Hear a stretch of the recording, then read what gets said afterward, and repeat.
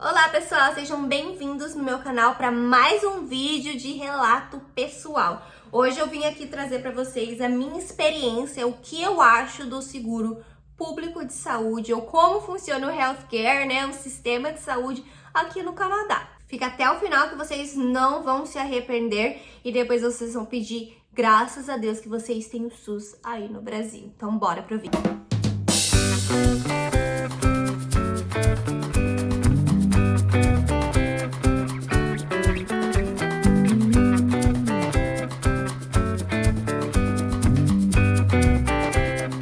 Agora eu vou dar a minha opinião sobre o sistema de saúde daqui, porque eu não poderia deixar de ficar sem falar a minha opinião. Durante todo o tempo que eu tava aqui como estudante, eu não tinha o ORIP e eu também não tinha o privado. Eu tive o privado da faculdade por um tempo curto, mas mesmo tendo o seguro privado da faculdade, eu acho que o problema não são os seguros, o problema é a saúde daqui.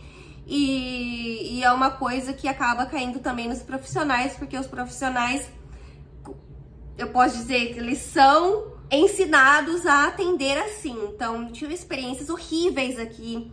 Nenhum dos meus conhecidos gostam do sistema de saúde daqui. E, na minha opinião, é péssimo e é a única coisa que eu sinto saudade, que me faz falta do Brasil, né? A maior delas, tirando minha família, é o sistema de saúde do Brasil. Então, dê valor ao SUS, dê valor ao sistema de saúde do Brasil, porque a gente só dá valor ao que a gente não tem. E por que, Vivian, você tá falando tudo isso? É tão ruim assim?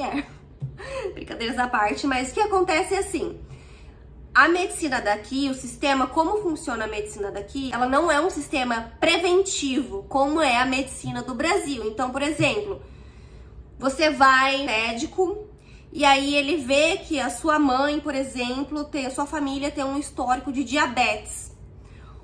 Então, o que ele vai fazer? Ele vai falar, Vivian, você não quer fazer o seu exame aí anual, né, de sangue ou o que seja, pra gente acompanhar, pra ver, né, pra gente, antes de acontecer alguma coisa, de aparecer algo e você ter alguma coisa, pra gente ter essa prevenção, né, a gente previne você de ter a diabetes, já que o histórico da sua família tem. Então, no Brasil, se você vai no seu clínico geral uma vez no ano, você vai fazer um check-up, ele vai pedir raio-x, ele vai pedir exame de sangue, ele vai pedir exame de urina, exame de fezes, tudo.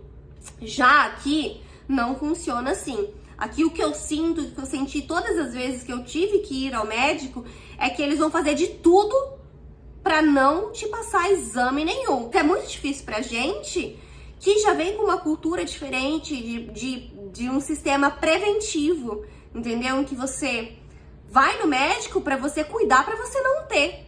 Não você, aqui é ao contrário, é que eles só vão te passar um exame, só vão te dar um remédio, só vão te passar para um especialista se você tiver quase capengando, nossa senhora, já tá, né, passando mal, já foi internado, alguma coisa assim, bem grave, tô falando isso. Mas se vocês procurarem outros vídeos aqui de outras pessoas falando sobre o sistema de saúde aqui, eu tenho certeza que as opiniões vão ser bem parecidas com a que eu estou dizendo aqui. Então, por exemplo, se faz um ano que eu não vou no médico, deu um meu ano e eu quero fazer exames de rotina. Então, não adianta eu chegar aqui num médico, primeiro que você não consegue fazer isso numa walk-in clinic, você precisa de um médico de família. Eu não consigo chegar no meu médico de família e falar, oi, tudo bem? Eu queria fazer exames de rotina. Será que você pode me passar, né, um exame de sangue, um raio-x pra ver se tá tudo certo? Ele não vai te passar. Ele vai falar assim, ó, você tá sentindo alguma coisa? Você vai falar, não, eu só quero fazer uns exames de rotina. Eu falo assim, então, eu não vou te passar se você não tá sentindo nada, se você não tem nada. E também em outros casos, você tá sentindo alguma coisa. Mas aí, o que eles vão fazer? Eles vão te receitar um Tilenol. Eu tenho uma colega muito próxima aqui, uma amiga muito querida, que ela trabalhava andando em pé no depósito da loja da Apple e ela machucou o dedo do pé. Ela acha que ela fraturou o dedo do pé, o dedão. Então, ela foi no médico dela, ela tinha um médico de família. Ela foi no médico, explicou tudo. Ela falou assim que o médico ele nem relou no pé dela. Ele só olhou e receitou Tilenol pra ela tomar. Ela falou assim, tava roxo o meu dedo. E ele não fez nada, ele nem relou no meu pé. entendeu? Eu tenho uma outra amiga aqui também, que ela tem uma doença muito grave, então ela precisa ter esses exames de rotina e ela não consegue fazer nada aqui, ela tem que ir pro Brasil frequentemente só para fazer os exames no Brasil, porque ela não consegue, ela tem todos os documentos, ela traduziu os papéis, chegou aqui, ela não consegue pedir esses exames para ela fazer aqui. Então não é você, né, achar que você quer, que você tem o direito, que você pode pedir pro seu médico fazer um exame, ele não vai te passar o exame, porque ele vai tentar, né, resolver ali por cima, porque o sistema aqui é mais deu merda, eu resolvo, do que vamos cuidar pra não dar merda. E também tem a parte, né, tem o clínico geral, e aí eu queria ir num cardiologista, né, tô sentindo uma falta de ar, um negócio assim. Você também não tem essa autonomia de você ligar no cardiologista e marcar uma consulta num cardiologista. Você precisa passar pelo seu médico de família. O seu médico de família vai conversar com você, vai passar o Tilenol da vida, e aí ele vai virar e falar pra você assim, se ele vê necessidade de te encaminhar para um cardiologista ou não. Então, quem decide lá, na verdade, vai ser o médico de família. E não adianta, né, você ligar para especialistas e falar, ó, eu quero marcar uma consulta, pode? Porque aqui funciona com referrals, que são as referências. Você vai ligar no cardiologista, vai, mas você consegue só agendar se o seu médico de família, o seu clínico geral, ele te referenciar, falando assim, ah, não, foi a doutora fulana que pediu para eu agendar uma consulta com você. A doutora fulana é a minha clínica geral e ela pediu para eu agendar uma consulta com você, especialista. Só assim que você vai conseguir uma consulta em um especialista. Então, são essas diferenças, assim, que não é muito, né, o que a gente tá acostumado no Brasil. E aí, eu já tive, assim, vários casos aqui. Uma vez eu tive uma otite, eu fiquei com o ouvido extremamente inflamado. Foi assim, eu não tinha um seguro. Eu tava numa fase que eu tava sem seguro nenhum. E aí eu ia pagar, eu ia numa walk-in clinic. Eu fui em 3 walk-in clinics diferentes. Não consegui marcar nada. Era época de... Então, as walk-in clinics, elas estavam todas tendo atendimento por teleconferência, ou seja, online. Eu falei, gente, como que uma pessoa vai olhar pra mim e eu com uma otite aqui aguda no meu ouvido, extremamente inflamado, doendo demais, como que ela vai me consultar, gente? Eu ficava assim, encabulada, porque eu não conseguia ver o médico. Então, já tive vários outros problemas em que eu só fui lá no médico. Ele me passou Tilenol. Esses tempos atrás, eu tive uma dor de garganta muito, muito forte. Muito, muito forte. Tava com bastante secreção e eu não tava conseguindo falar direito.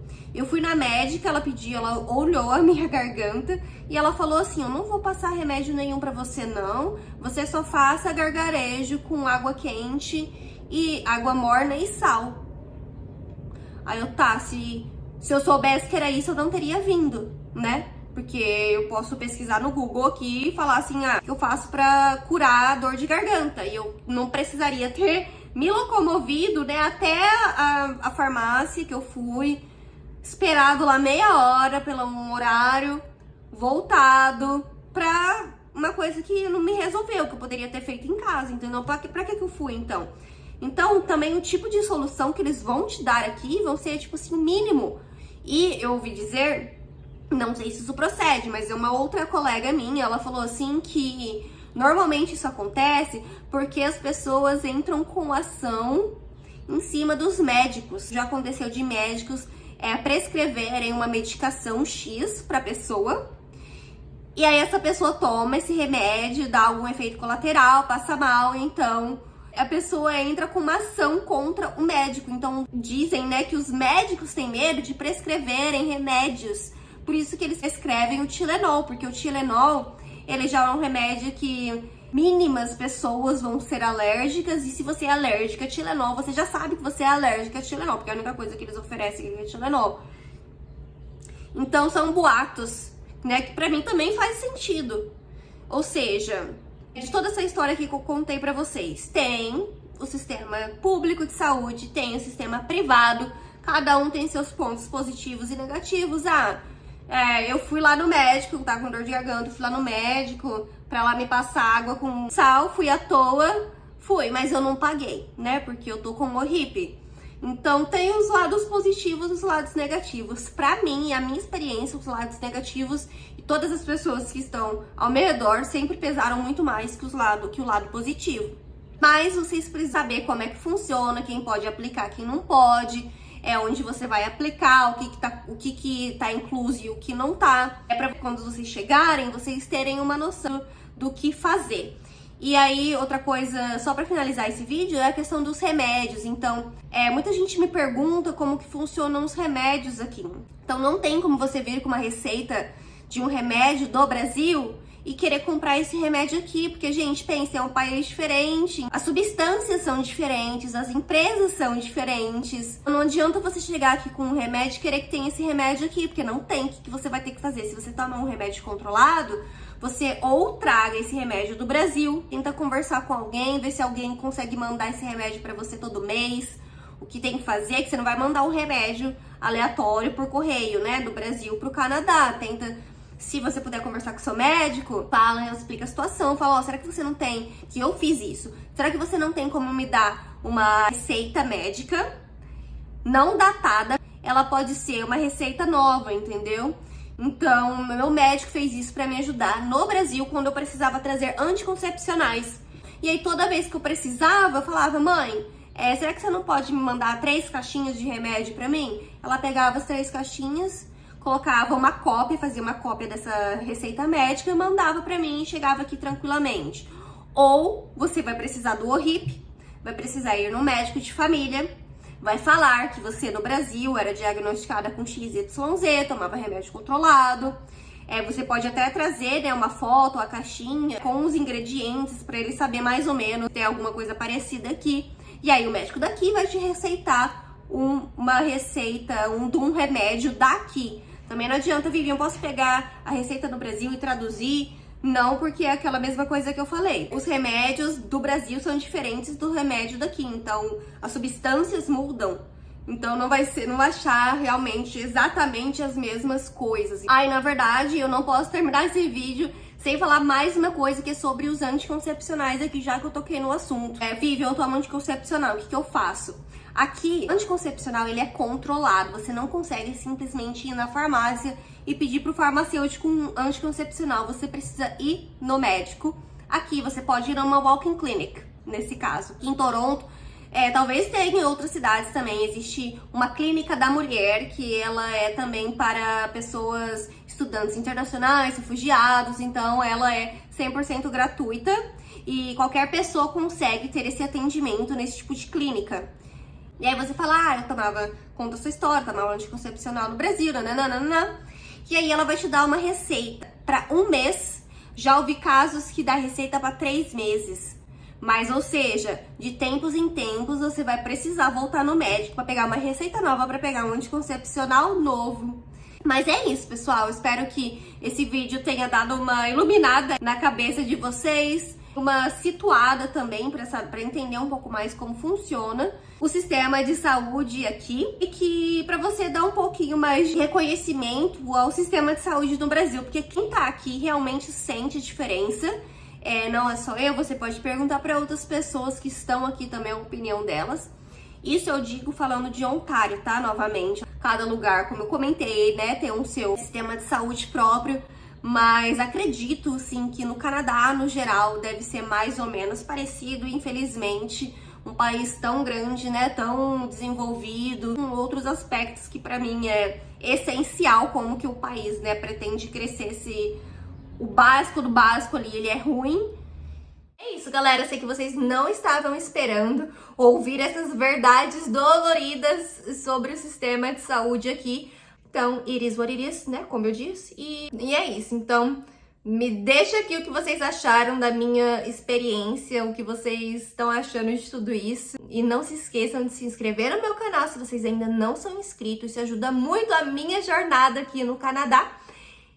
E ative o sininho das notificações, porque toda semana tem vídeo novo sobre o Canadá, onde eu trago muito conteúdo, muita curiosidade pra vocês, pra ajudar também na sua jornada. Porque aqui, como o pessoal disse, é uma via de mão dupla, né? Vocês me ajudam, eu ajudo vocês e assim a gente cresce juntos.